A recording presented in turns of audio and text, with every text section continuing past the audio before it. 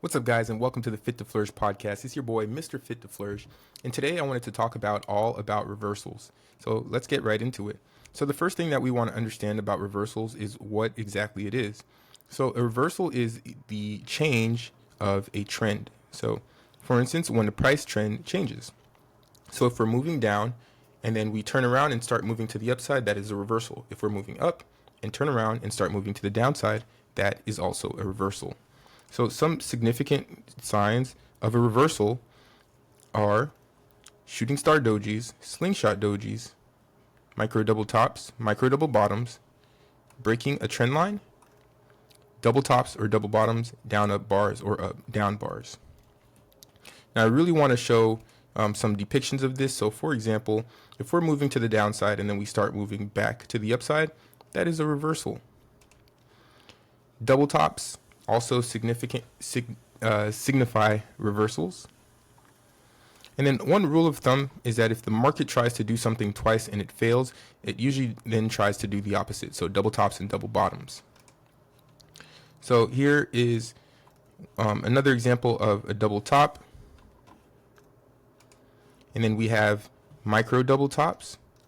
These are also known as up down bars. So when the price moves up, gets flat right there, and then starts moving to the downside. So this is an up down bar, also known as a micro double top. So this signifies a reversal. And then we have down up bars, also known as a micro double bottom. And that's when price moves down, flattens out, and then moves back to the upside. Another really good sign of a reversal are exhaustion bars. So these are unusually large bars. They're extremely huge.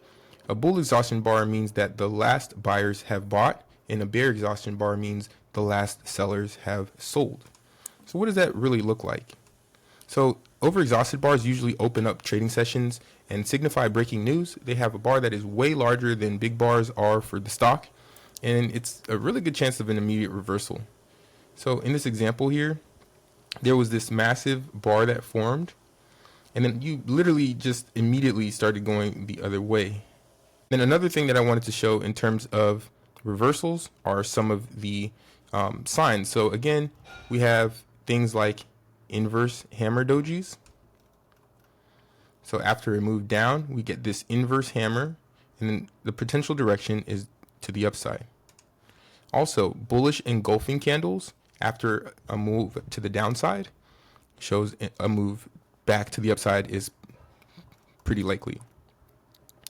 Then we have Morningstar dojis.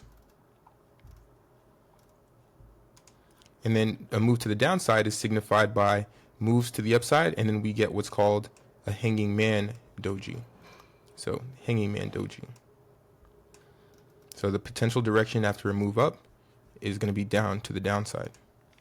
Then we have bearish engulfing candles, signify at the top of an uptrend that we're probably moving down. Evening star dojis. Again, potential move down. So another sign of a reversal would be long wicks. So if we're in an uptrend and then we start to get this long top wick, it's telling you that we're having sellers step in and buyers are capitulating. Buyers are giving up. And then another thing that shows we might get a reversal is decreasing bar size in your direction. So if we're moving to the upside and bars start to decrease in size, we're getting less and less buying pressure, indicating that we might start going the other way. In this case, we get decreasing bar sizes, and then we get a micro double top, and we have the long wicks up top, showing you sellers are stepping in, probably going to reverse to the downside. So dissipating pressure will show you that. Again, long topside wicks. Topside wicks show that we're getting sellers stepping in. And then the bottom side wicks show you that buyers are probably stepping in at that area. So here we get long bottom wicks. So long bottom wicks show you buyers are stepping in, sellers are capitulating, sellers are giving up. So we get a reversal here to the upside. I call this one here a slingshot doji, and it works really well for identifying moves back to the upside.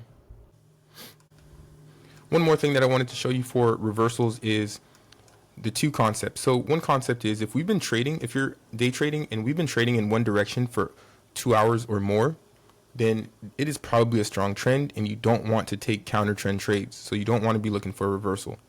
If you are looking for a reversal after a long trend, what you want to do is you want to wait for a trend line break.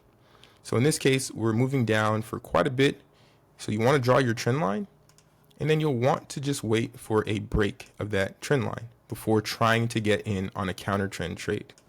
So in this example, we have quite a bit of things we talked about. So we have downward trend. We get to the bottom, we got decreasing bar sizes, so decreasing selling pressure here. And then we get what is known as my slingshot doji. Long wick at the bottom showing that buyers are stepping in, sellers are giving up. And then we break this downward trend and we're moving to the upside. So that's a rule of thumb, is that if we've been trading in one direction for longer than 2 hours, don't take counter trend trades until you get a trend line break. So that's all I had for you today, guys. Thanks for tuning in to the Fit to Flourish podcast. I hope you guys learned from this one. Have a good one. Good morning, welcome to the Fit to Flourish podcast. Let's talk wellness, finance, and growth.